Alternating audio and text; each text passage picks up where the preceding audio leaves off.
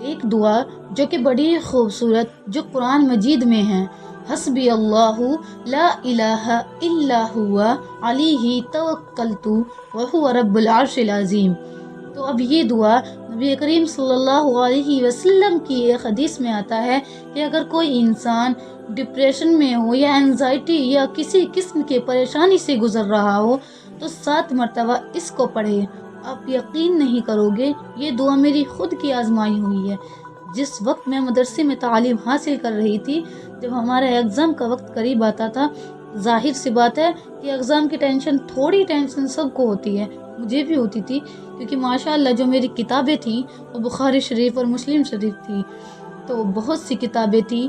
یہ آسان تو نہیں ہے۔ جس وقت میں تہجد کی نماز پڑھتی تو اسی وقت نماز کے بعد اس دعا کو 7 مرتبہ پڑھ کر اللہ سے سکون کے ساتھ دعا مانگتی کہ اللہ مجھے کامیابی عطا فرما۔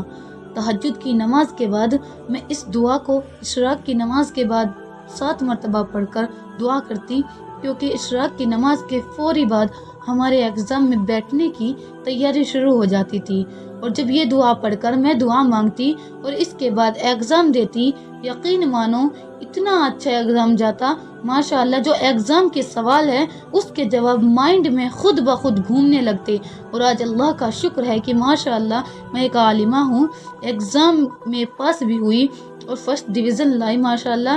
تو 7 مرتبہ اس کو پڑھے، کیا ہے کہ حسبی اللہ، اللہ میرے لیے کافی ہے۔ آپ یہ بات مشکل میں ہو یا مصیبت میں ہو یا پریشانی میں ہو یا ٹینشن میں ہو، say this yourself، حسبی اللہ، اللہ میرے لیے کافی ہے، believe it، اللہ میرے لیے کافی ہے، لا الہ الا ہوا، میں کسی کی عبادت نہیں کرتا یا کرتی ہوں اللہ کے سوا، علیہ توکلت، اور توکل صرف اللہ پر کرتا ہوں یا کرتی ہوں، توکلت علیہ نہیں، علیہ توکلت، یعنی میں صرف اللہ پر ہی بھروسہ کرتا ہوں یا کرتی ہوں۔